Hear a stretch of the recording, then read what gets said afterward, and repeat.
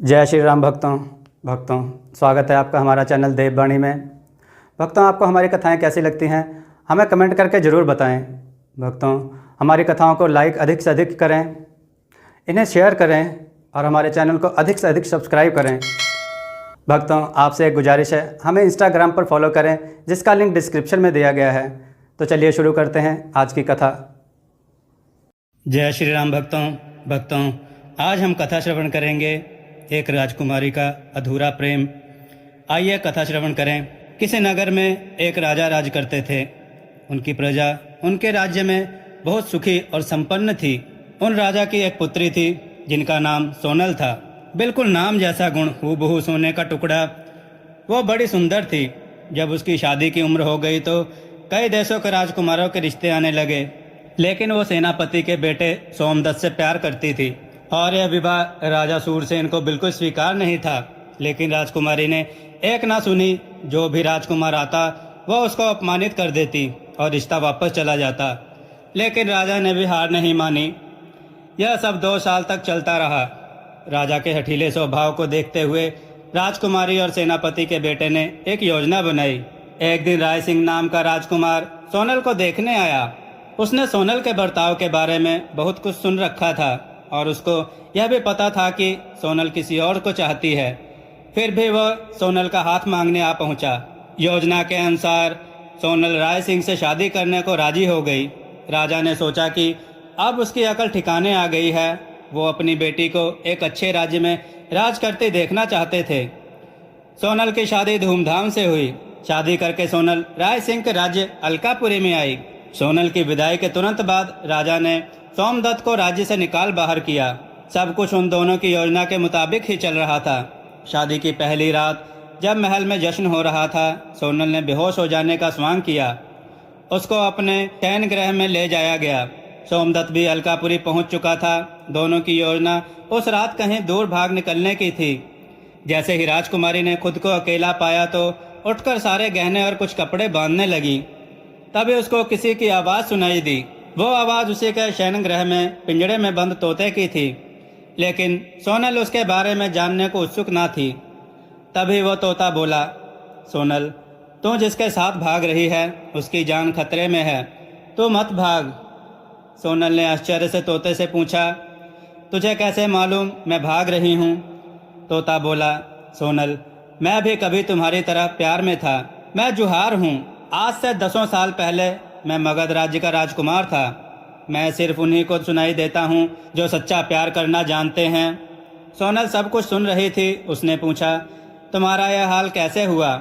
तोते ने बताया, राजा राय सिंह कोई राजकुमार नहीं है। वो मैली विद्या जानता है। वह 500 साल का बूढ़ा है जो खुद को जवान बनाए रखता है। आज से कुछ साल पहले एक लड़की ने मुझे चाहा था, लेकिन राजकुमार राय सिंह उससे शादी करना चाहते थे। इसलिए उन्होंने मुझे तोते में परिवर्तित कर दिया और खुद उसके साथ शादी रचा ली। सोनल ने पूछा, तो अब मैं क्या करूं? तोता बोला, उस दीवान के पीछे एक चोर दरवाजा है। वहां राजकुमार राय सिंह की जवान रहने वाली दवाई है। उसको कहीं पर फेंक दे और गांव के बाहर पश्चिम की ओर एक बड़ा बरगद का पेड़ है। उसमें कहीं एक गुड़िया छिपी है जिसमें राजकुमार राय सिंह की सारी काली शक्तियाँ बसती हैं। उसको जला देने से उसका सारा काला जादू नष्ट हो जाएगा। सोनल ने देखा सोमदत्त योजना के मुताबिक उसके शयन की खिड़की तक आ चुका था। उसने सारी बात सोमदत्त को बताई। दोनों ने मिलकर तय किया कि सोमदत्त वो गुड़िया को ठिकाने लगाएगा और वह खुद दवाई को मिटा देगी। सोमदत्त निकल पड़ा। उसने वो बरगद का पेड़ ढूंढ निकाला और उसमें छिपी उस गुड़िया को भी।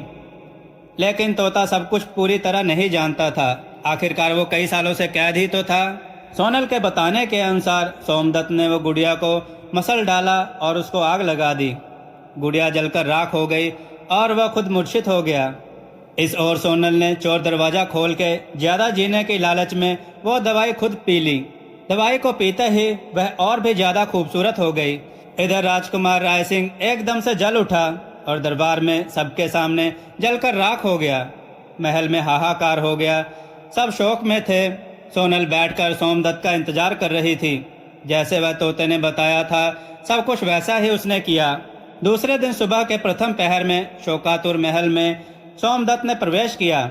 उसने राजकुमारी सोनल से मिलने की इच्छा व्यक्त की और उससे शादी का प्रस्ताव भी प्रजा के समक्ष रखा, क्योंकि सोनल ने एक भी रात राजकुमार राय सिंह के साथ नहीं गुजारी थी। प्रजा ने उसके दूसरे विवाह की अनुमति दे दी। वो सोमदत्त से ब्याही। सोमदत्त को वहां का नया राजा घोषित किया गया। जब सोनल तोते का शुक्रिया अदा करके आई तो वो तोता अभी भी पिंजरे में ही कैद था। सोनल ने आश्चर्य से पूछा, अगर सारा काला जादू मिट गया है तो तुम क्यों फिर से राजकुमार नहीं बने? लेकिन अब तो तोते को वह सुन भी नहीं पा रही थी। तोता कुछ बोल रहा था लेकिन वो सुनने को सक्षम नहीं थी। सोनल को कुछ भी समझ में नहीं आया। उतनी देर में सोमदत्त ने शयन कक्ष में प्रवेश किया। सोनल सोमदत्त की बाहों में जा गिरी, लेकिन सोमदत्त ने गंदा सा अट्टहास किया। सोनल ने सोमदत्त के मुंह से एकदम राजकुमार राय सिंह जैसी आवाज सुनी। अब तुम हमेशा के लिए मेरी हो गई हो सोनल। मैं राय सिंह हूँ, राजकुमार राय सिंह। मैं सोमदत्त के शरीर में हूँ। अब तुम चाह कर भी मुझसे जुदा नहीं हो सकती, मरकर भी नहीं। हंसते हुए राय सिंह ने कहा, असल में वो गुड़िया का नाश करने वाले ने ही खुद के शरीर में उन काली शक्तियों को हमेशा के लिए स्थापित कर लिया और मुझे मेरा नया शरीर मिल गया। इतना कहकर राय सिंह ने सोनल को कहा, अब तुम हमेशा के लिए मेरी कैदी हो। तुम्हारा प्रेम हमेशा के लिए अधूरा ही रहेगा। जय श्री राम। भक्तों, आपको यह कथा कैसी लगी हमें कमेंट में बताएं। भक्तों, इसके प्रति आपके कोई सवाल हों तो हमें इंस्टाग्राम पर पूछें, जिसका लिंक डिस्क्रिप्शन में दिया गया है। आपके हर सवाल का, हर प्रश्न का उत्तर दिया जाएगा। आप इंस्टाग्राम पर जो भी प्रश्न पूछना चाहते हैं वहाँ पूछ सकते हैं। जय श्री राम। भक्तों।